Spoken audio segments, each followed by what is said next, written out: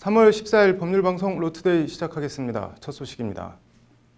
멀쩡히 살아있는데 자신이 죽었다고 사망 신고가 되어 있다면 얼마나 황당할까요? 무슨 재연 드라마에서나 나올 법한 일이 실제로 일어났다고 합니다. 멀쩡히 살아있는 사람을 사망 진단서도 없이 어떻게 사망 신고를 했을까요? 법률구조공단 사용설명서 장한지 기자가 단독 취재했습니다. 70살 최 모 씨의 가족관계등록부 정정신청서입니다. 가족관계등록부 정정신청서는 보통 주소지나 생년월일, 호적이 잘못돼 변경할 때 사용합니다. 하지만 최 씨는 정말 황당하고 희귀한 사유로 정정신청서를 냈습니다.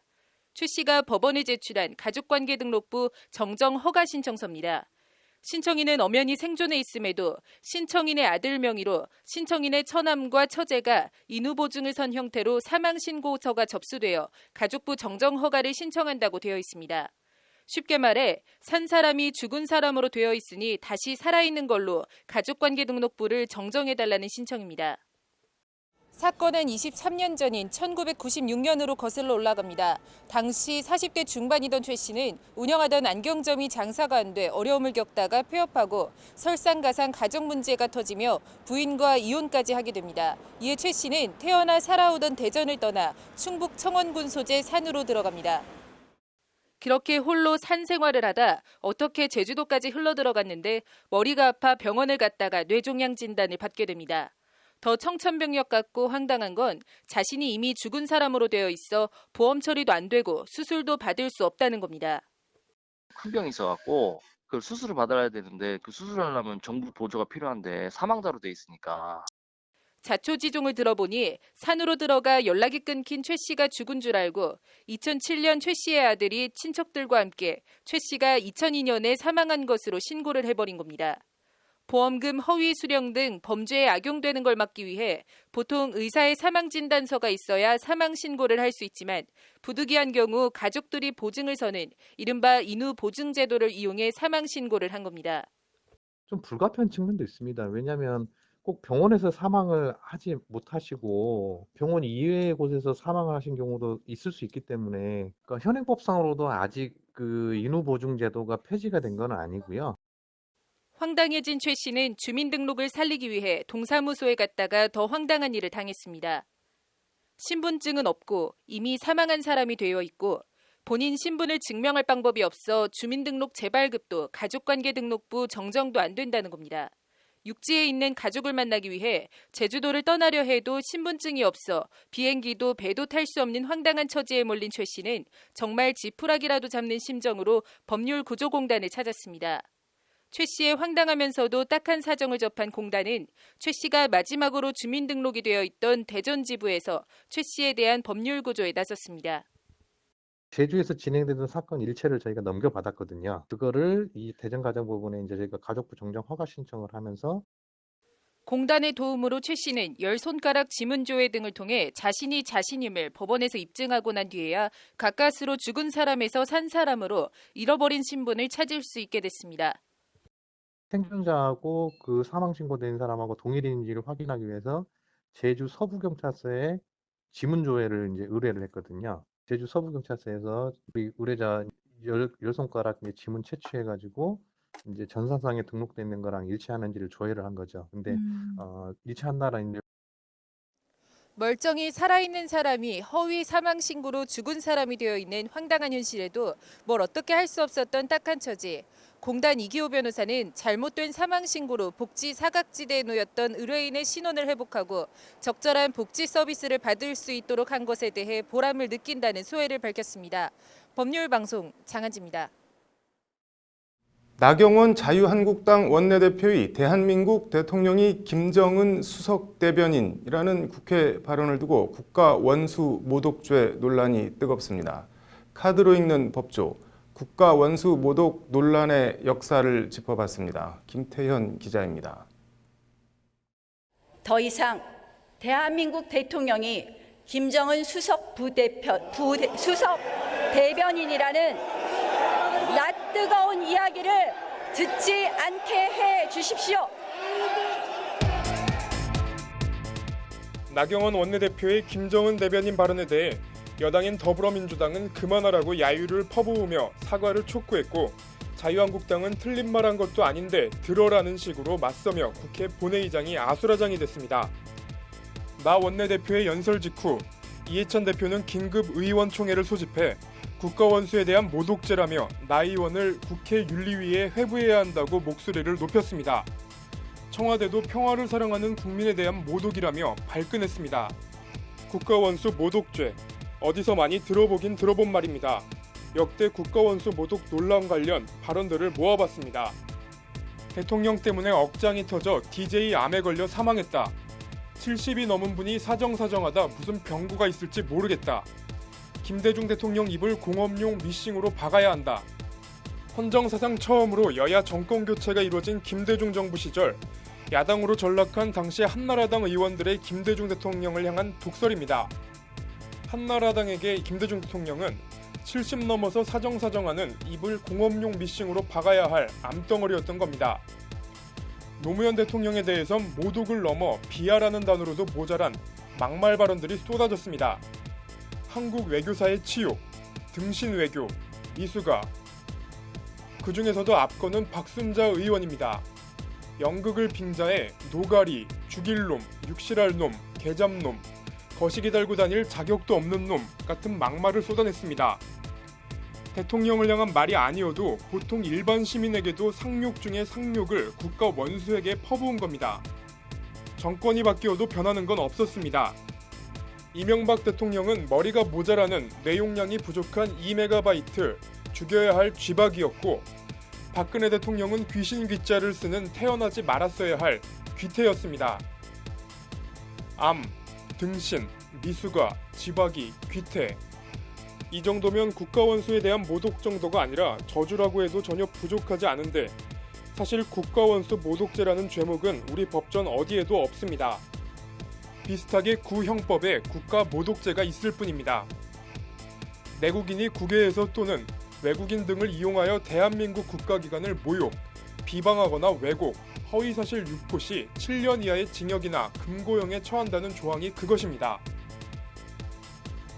해당 조항은 박정희의 비읍자, 김일성의 기역자만 꺼내도 잡혀가던 유신 정권 숨막히던 막걸리보안법 시절인 1975년에 만들어졌습니다. 국내에서 외신 기자들을 통해 혹은 외국에서 기자회견과 시위를 통해 군사 독재 정권의 실상을 알리던 이들을 탄압하고 처벌하기 위해 박정희 대통령을 보위하기 위해 만들어진 조항이 바로 국가모독죄입니다. 그러나 이 국가모독죄는 87년 6월 민주화 항쟁의 바람을 타고 1988년 해당 형법 조항이 폐지되면서 역사의 뒤안길로 사라집니다. 정권이 바뀌어도 바뀌지 않는 대통령을 향한 극도의 적개심과 모독, 저주, 이쪽과 저쪽 편가르기와 증오, 30년도 더 전에 죽어 땅에 묻힌 국가모독죄라는 유령이 다시 관뚜껑을 열고 일어나 대한민국을 집어삼키고 있는 현실, 어떻게 봐야 할까요? 안타깝습니다. 법률방송 카드로 읽는 법조 김태현입니다. 네, 오늘 이슈 플러스는 2019 권익위 업무보고 얘기해 보겠습니다. 이슈 플러스 신세아 기자 나와 있습니다. 신 기자, 권익위가 일상 속 반칙과 특권을 뿌리 뽑겠다 뭐 이렇게 업무보고를 했는데 어떻게 하겠다는 건가요?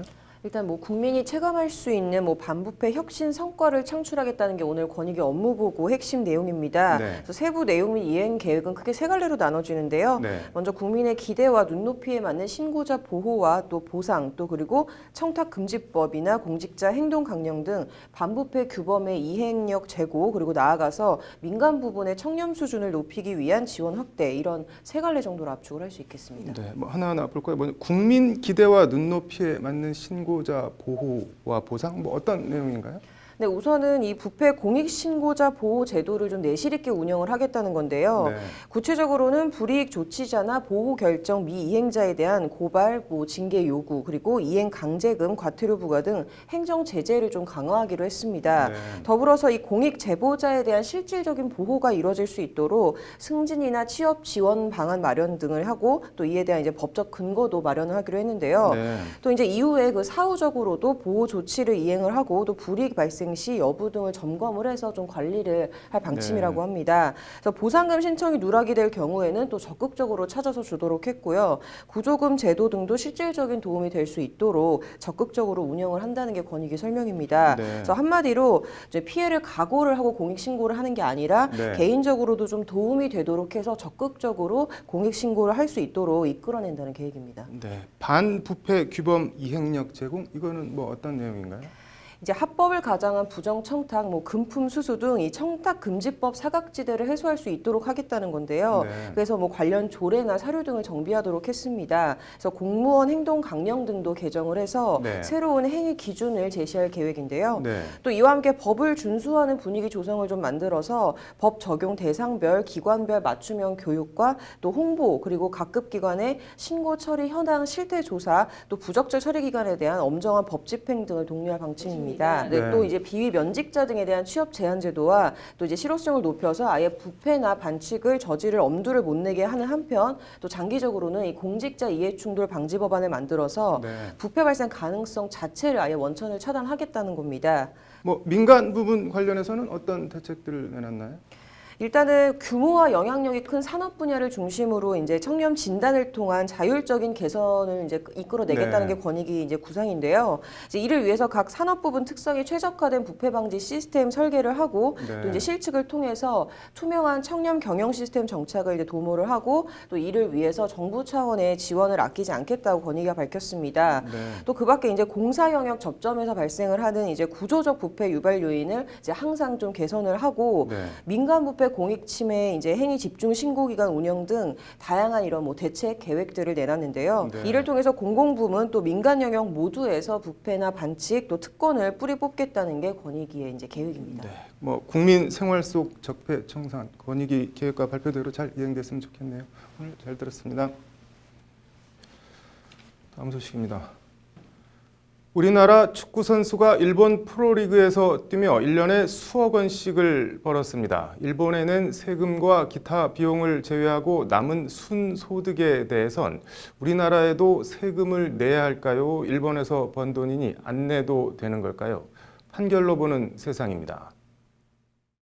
프로축구단 경남FC 소속 조영철 선수가 그 주인공인데요. 조 선수는 2014년 일본 프로축구단 오미야 아르디자에서 뛰면서 연봉으로 7,338만 엔, 우리 돈으로 7억 4,700여만 원을 받았다고 합니다. 조영철 선수는 이 가운데 일본 세무당국에 낸 소득세 1억 2,083만 원과 필요 경비 1억 7,041만 원을 공제한 3,426만 원을 종합소득세로 동울산 세무서에 납부했습니다. 하지만 동울산 세무서가 일본 납부세액과 필요경비 자료를 제출하지 않았다는 이유로 종합소득세 4,443만 원을 추가로 부과하자 조 선수는 이에 불복해 소송을 냈습니다. 재판에서는 소득세법상 조영철 선수의 주요 거주국이 한국과 일본 가운데 어디냐가 쟁점이 됐습니다. 소득세법상 종합소득세는 국내 거주자로 인정된 경우에만 부과할 수 있기 때문입니다. 조영철 선수는 재판에서 2014년 대부분을 일본에서 프로축구 선수로 활동하며 보냈으므로 2014년 당시 주요 거주지는 일본으로 국내 거주자로 볼 수 없다고 주장했습니다. 반면 동울산 세무서는 조 선수와 생계를 같이 하는 부모가 국내에 거주하고 있고 이들 가족의 일반적 생활관계가 국내에 형성돼 있다며 조 선수가 국내 거주자에 해당한다고 맞섰습니다. 1심은 조영철 선수 손을 들어줘 종합소득세 부과 처분을 취소하라고 판결했습니다. 조 선수는 1년 이상 일본에서 거주할 것을 필요로 하는 직업을 가진 반면 한국에서는 밀접한 생활관계를 형성하였다고 보기 어렵다는 게 1심 재판부 판단입니다. 반면 2심은 한일 두 나라 모두의 거주지가 있을 경우 항구적 주거를 둔 국가를 거주국으로 보도록 한 한일 조세 조약에 따라 종합소득세 부과가 정당하다고 판결했습니다. 한국에는 소유 아파트를 보유한 반면 일본에서는 프로축구 구단이 제공한 아파트에서 체류했으므로 한국에만 항구적 주거를 둔 것으로 봐야 한다는 게 항소심 재판부 판단입니다. 하지만 대법원은 오늘 원고 패소로 판결한 원심을 깨고 원고 승소 취지로 사건을 부산고법으로 다시 돌려보냈습니다. 일본 프로축구단이 제공한 아파트도 항구적 주거에 해당한다. 양국의 항구적 주거를 두었으므로 한일 조세 조약에 따라 인적 및 경제적으로 더욱 밀접하게 관련된 일본이 거주국으로 인정된다는 것이 대법원 판단입니다. 일본에 주거를 두고 경제 생활을 해서 번 돈이니 한국 세법에 따라 종합소득세를 부과할 수 없다는 취지의 판결입니다. 류현진이나 추신수 선수처럼 메이저리그에서 뛰거나 박지성 선수처럼 프리미어리그에서 뛰었던 이른바 해외파 선수들은 어떻게 했는지, 하고 있는지, 해외에 주거를 두고 한국 회사 CF를 찍은 경우엔 세금이 어떻게 되는지 등 궁금하네요. 판결로 보는 세상이었습니다. 이어서 법조계 소식 전해드리겠습니다. 불법 체류 외국인이 불이익 없이 자진 출국할 수 있는 기간이 이달 말로 종료됩니다. 이후 단속에 적발되는 불법 체류자는 강제 퇴거는 물론 최대 10년간 입국이 금지됩니다. 국가인권위원회가 오는 15일 오후 2시 인권위 인권교육센터에서 공무원 인권교육 현황 모니터링 결과 보고회를 개최합니다. 보고회에선 향후 인권교육 활성화를 위한 방안 마련도 논의될 예정입니다. 러시아 연방헌법재판소를 방문 중인 유남석 헌법재판소장이 오늘 발레리 조르킨 러시아 헌법재판소장과 양국 헌재 간 협력 강화, 교류 증진을 위한 업무 협약을 체결했습니다. 국민권익위 소속 중앙행정심판위원회가 오늘 친환경 인증을 받은 농민이 농지 변경 승인 없이 임의로 농지를 임대했을 경우 농지에서 농약 검출 등 인증 기준 위반이 발견되면 책임은 농민에게 있다고 판단했습니다. 3월 14일 법률방송 로투데이 마치겠습니다. 시청해주셔서 감사합니다.